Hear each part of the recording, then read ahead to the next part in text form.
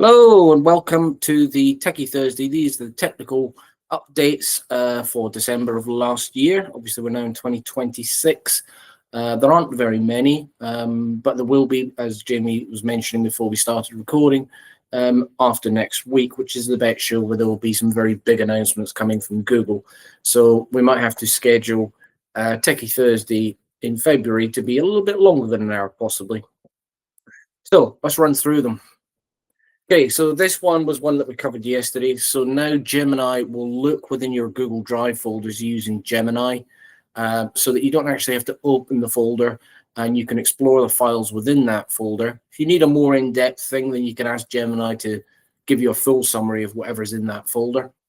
So if you're just looking for information that you know is within a certain folder, you can do that. I've put the note on there that you're probably all aware of now. In order to enable that, you need to turn on the personalization settings for smart features in the admin console. This next one is where in the past educators, teachers could assign their own notebooks from NotebookLM into Google Classroom. They can now assign publicly available educational resources. And Google have mentioned they've got a partnership with OpenStax.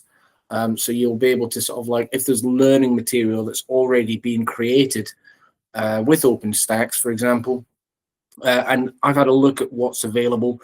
It's fairly limited at the moment, so it tends to cover sort of sciences, biology, chemistry, psychology, interestingly enough. But there will be more and more that are being produced in NotebookLM, and you can now sort of like assign that straight into your classroom. You as administrators, obviously, you need to have NotebookLM turned on, both for the teacher and for the students. Because if a teacher shares a notebook within a classroom and the students haven't got NotebookLM turned on, they're not going to be able to access it. So that's a pain point that some people have come across, where they say only teachers need NotebookLM, and then the teacher shares a resource in the classroom and they can't access it. Okay, this is Google Workspace Studio. So this is included with all paid enterprise workspace subscriptions. You'll note on the bottom left there, there's a specific URL that you need to go to in order to access Workspace Studio. And effectively what this is an automation.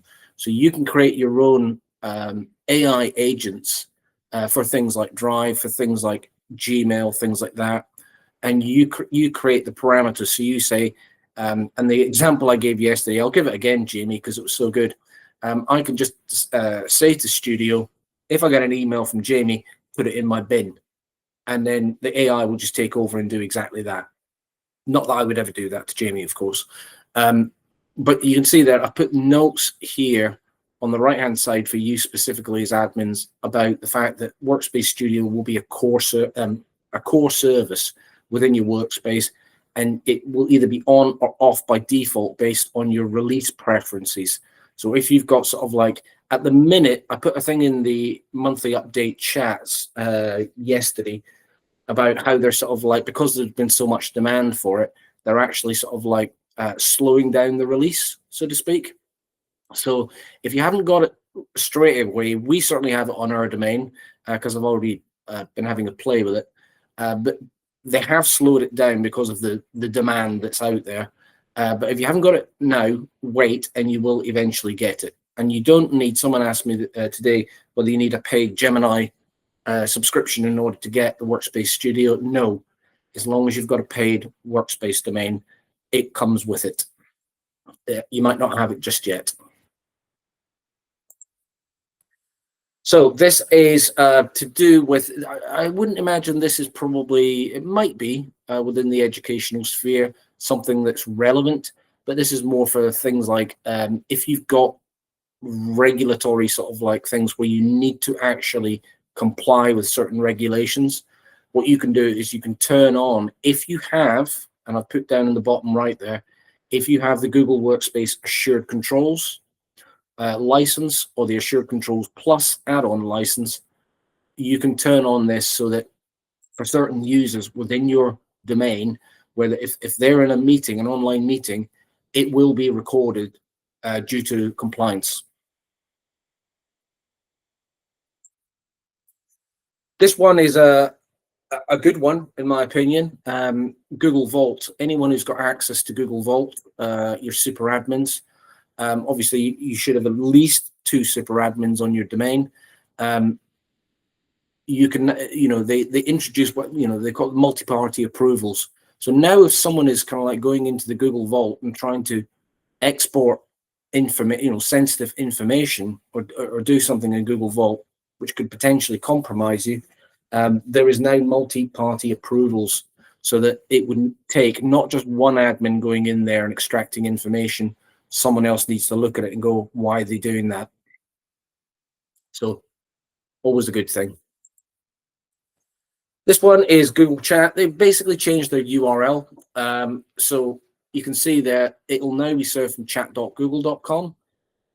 So if you're blocking chat access, for example, as an admin, if you're blocking that for certain web users, you may need to update your allow lists or your block lists in Chrome and other browsers. So just to be aware that it's now chat.google.com instead of the old mail.google.com/chat. And you'll need to update any sort of like bookmarks and things like that you may have pushed out to your users.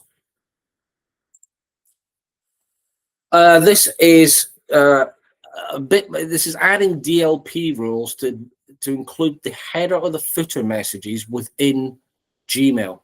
So you can apply your DLP rules to outbound messages in your domain. So the classification label you see there in the image that I put there, there's that bar across the bottom that says need to know.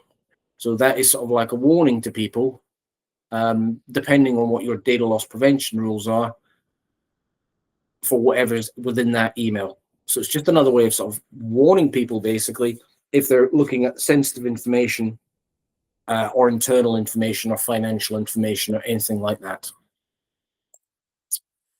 This one is if, I think it was a few months ago, we looked at how you can sort of like now configure Google Meet for this sort of like resolutions and things like that. They've now launched what they call silent test mode.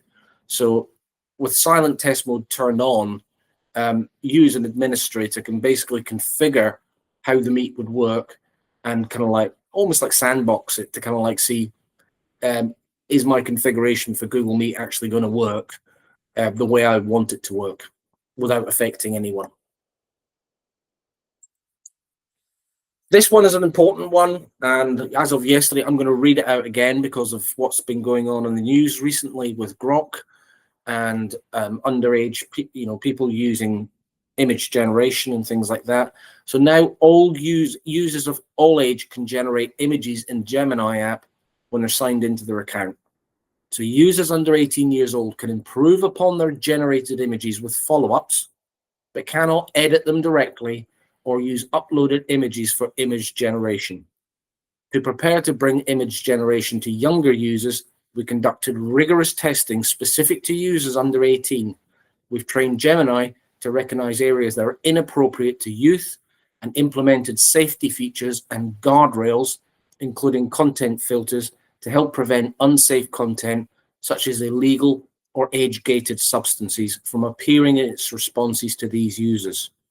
As a reminder, these filters aren't perfect, so please grant access as appropriate for different age levels. Teachers and staff should continue to help students use Gemini responsibly. Very important that people understand that where Google have kind of like spent a lot of time rolling out their AI, knowing that it's going to be used in education, they've taken great pains to not be the first out of the gate with their AI. They've taken time to make sure they get it right. This last one is for admins. So now they've just if you're doing sort of like workspace audit logs in the API, that's a list of the additional data sets that you can get using the admin SDK. So just giving you more information. And that's it. I told you there weren't very many. our next updates will be the first Thursday, not the second Thursday, because obviously we've not had a holiday. So Thursday, the 5th of February. And I'll stop sharing now. Thanks, James.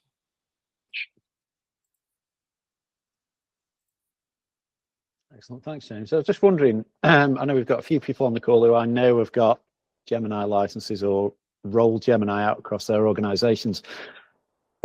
Just interested to know, just on those restrictions that James was mentioning, whether you've released it to students and whether you're letting students use Gemini within your organization, or whether it's a no, adult only type thing. I don't know if anybody wants to comment on that particular point at all.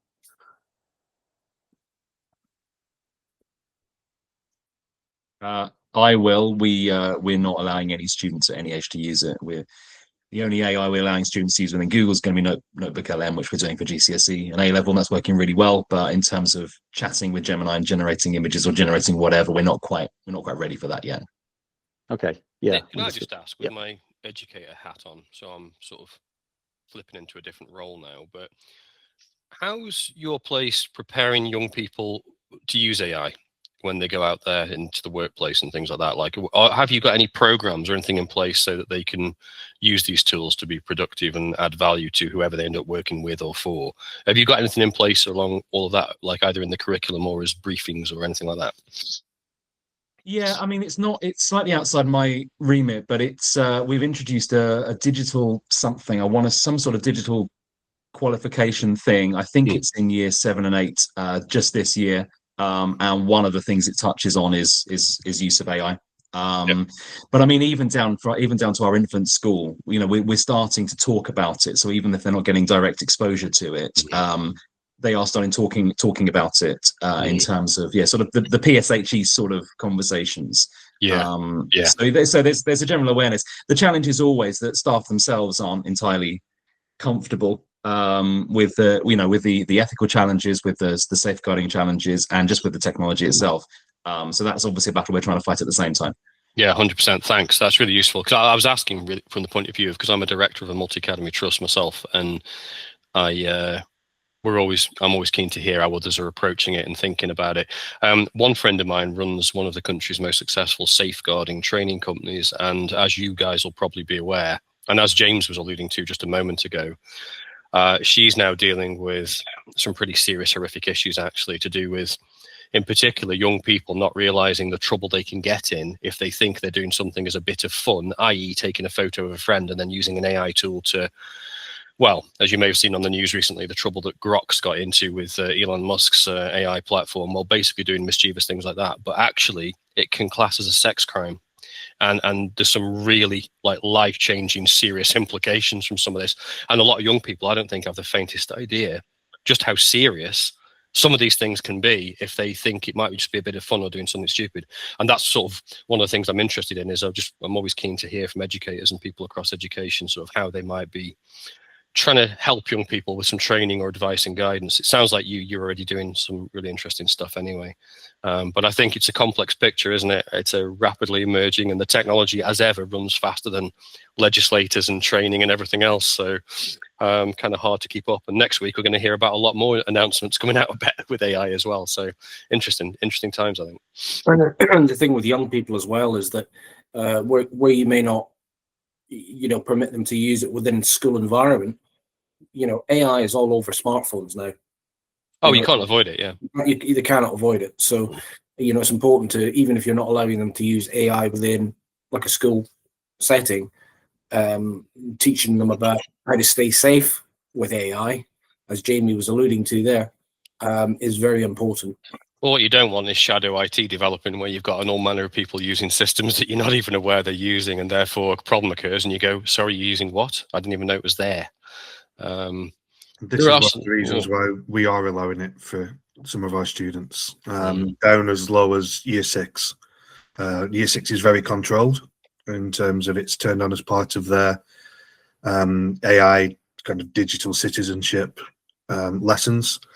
And then it's turned off out of hours. But yeah, we feel that having them use Gemini and NotebookLM means that we can at least guardrail and support them if they are using it inappropriately. Not having that available to them meant that the majority would go on to, for example, ChatGPT, and we've got no control over what they're doing on there, no visibility, no alerts. There was a quite strong debate around whether we should do this because it could be seen by parents as us encouraging them to use it. But as I'm finding more and more in discussions that I'm having, this isn't new. This isn't, in a way, this isn't new technology. It's just technology. It's just access to the internet. It's just that the internet's better than it was before at doing things. So we kind of try to expand our existing policies to cover AI rather than writing new policies, because it is a development of what's been available online previously. And therefore, if we look at that through the same lens, we gave students access to the internet before. We filter and we monitor as per KICSI guidelines and so on and so forth. But we've had a really positive reaction from the students. They're far more willing to work with us rather than be a little bit underhand about their use of AI. And it's having an unforeseen, I have to say, secondary benefit of both the students and the teachers having open conversations about what's acceptable in terms of use of AI when it comes to coursework submission or preparation for exams and the like. So, and that kind of absorbed a different discussion that we were having around AI plagiarism detectors, which one of our deputy heads was very keen to get put in place. My opinion is that they don't work and that it's extremely difficult to prove it. There's evidence to say that when people are accused of using AI when they haven't, it's having significant impact on the learners from the mental health perspective. So I'm still fighting a little bit of a battle on that one, personally, to be honest. The deputy head's viewpoint is that, well, the exam board says we have to use them, so we have to use them. So I spoke to the exam board and they said, no, we don't say that. Basically what's happened last year, one of our schools had some pushback from an exam board to say, we believe that some of the work that you submitted was AI generated. And the deputy head, as deputy heads sometimes do, wants to solve a problem by throwing money at it rather than throwing understanding at it. Yeah. So, I mean, it's such a complex picture, isn't it, Dave? And but the genie's out the bottle, isn't it? So which is sort of where a lot of my thinking is. Just a different perspective on this as well, but it's relevant to education, is that if I put my employer hat on for a second, what we're seeing is that if young people aren't using AI competently, then their application for a job is going to be inferior, dramatically inferior, possibly, to another kid who is, because theirs, surprise, surprise, will map onto every single essential criteria for the job. But here's where it goes even further than that topic, is that those kids now who are using AI competently also need to be aware of the fact that if someone like me or equivalent gets 30 job applications that all are mysteriously identically written and map onto the job spec perfectly, well, they may or may not get an interview, but it may not be a very good thing for them. So then it's actually moved now to where young people need to be trained not just in how to use AI to improve their life chances and to use it responsibly and wisely, but they need to know how to make it personal to them, so they don't just type into ChatGPT or Gemini, write me a job application that maps onto this file I've uploaded. So they've got to be able to make it personal. And I think that goes to the point about assessment and things, Dave, because most of the professors and people I know and work with accept that. I mean, one professor I was talking to recently said he knows that every single one of his PhD students uses AI because they were the best PhD submissions he's ever seen, like all perfectly written. He says, and I've got no problem with that, he says, but he says, all my students know that when they walk in to defend those dissertations, oh my God, are they going to need to know that the learning inside out and every issue that they've talked about, because we are going to go even more into asking whether they really understand it than we used to before AI. Now, and I think that's actually a good thing, because it's really testing learning actually in a deeper way, isn't it? If you think about that, I think. So I'm optimistic about it, I think. It is, but the current assessment system isn't set up at totally. lower levels for that kind of viva voce approach to being able to demonstrate learning. I would argue that the assessment system is woefully inadequate. I would even argue that our approach of requesting job applications is woefully inadequate. You know, it shifts the paradigm, doesn't it, in terms of what we're looking for. So just in the same way as in education, we need to look for different assessment methodologies. We probably need to look at making judgments on applicants in a different way than just a written submission and meeting of essential criteria against a job description. Absolutely. We need to be a little bit more agile and on our feet, and of course when central governments are involved, that's not going to happen, is it? Fast response isn't going to happen, and that's not a criticism of the DFE in particular. I think that they've had significant improvements over recent years, but it's a massive beast and it's going to take time to change. Yeah, 100%. I've got to drop off because I've got to jump onto another meeting, but it's good to see everybody. Really enjoyed that little conversation there, and look forward to the next one. Thanks, James, for going through that as well. We'll stop the recording now. Yeah, cheers, mate. All right, bye.